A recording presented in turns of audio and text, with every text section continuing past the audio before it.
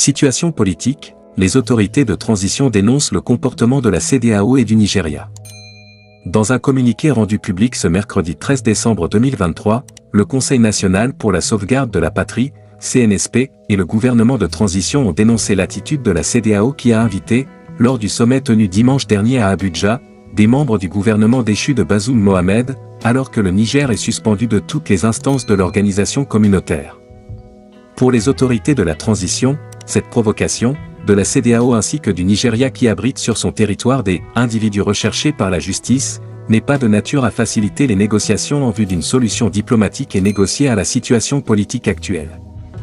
Dans le communiqué lu à la télévision publique par le porte-parole attitré, le colonel-major Abdraman Amadou Djibo, le Conseil national pour la sauvegarde de la patrie, CNSP, et le gouvernement de transition annoncent avoir suivi, avec indignation, dans les médias nationaux et internationaux, la participation incompréhensible de certains membres du gouvernement nigérien déchu, à la 64e session ordinaire de la conférence des chefs d'État et de gouvernement de la communauté économique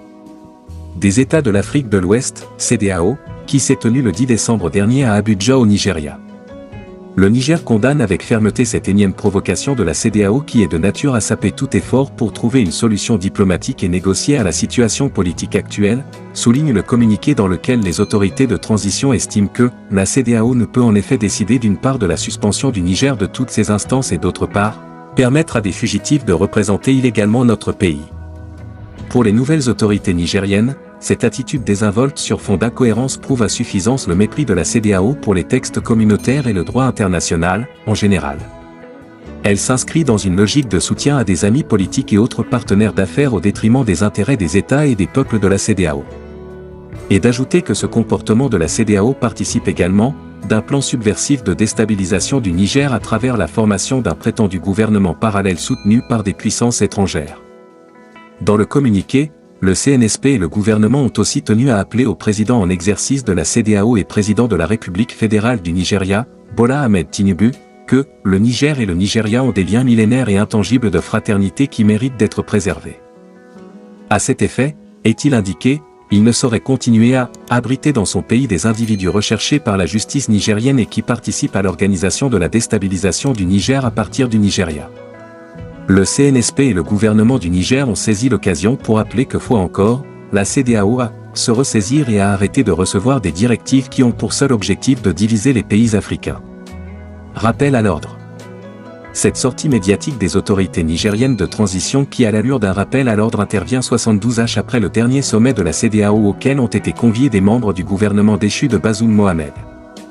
Il s'agit de l'ancien Premier ministre Oumoudou Mahamadou, des anciens ministres Assoumi Massaoudou, Affaires étrangères, et Alka Chalada, Commerce, ainsi que de l'ancien directeur de cabinet de l'ancien chef de l'État, Daouda Takubakwa. Des anciens dignitaires en exil depuis le coup d'État du 26 juillet 2023 et qui sont pour la plupart sous le coup de mandat d'arrêt émis par Niamey pour complot contre l'État. Beaucoup d'entre eux ont d'ailleurs choisi le Nigeria comme terre d'accueil, ce qui n'est pas sans irriter les militaires au pouvoir.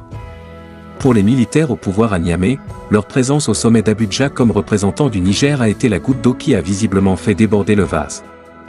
Il faut noter qu'en dépit de cette présence lors de l'ouverture des travaux, l'ancien chef du gouvernement qui était censé représenter l'ancien président n'est pas apparu sur la photo officielle des chefs d'État et de gouvernement ayant pris part au conclave d'Abuja.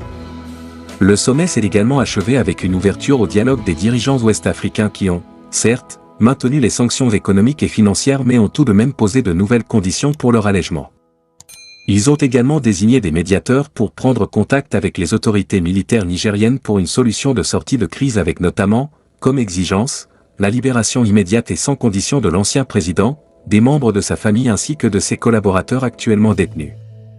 Les chefs d'État de la CEDEAO ont aussi demandé une transition courte, ainsi que la mise en place d'un mécanisme de suivi-évaluation pour un retour rapide à l'ordre constitutionnel avec la tenue d'élections générales. Autant dire qu'après la fermeté affichée au lendemain du coup de force du CNSP avec la menace d'une intervention militaire pour restaurer le régime de Bazoum, les chefs d'État de la CEDEAO se sont fait une raison de tourner la page, plus de 4 mois maintenant après les événements.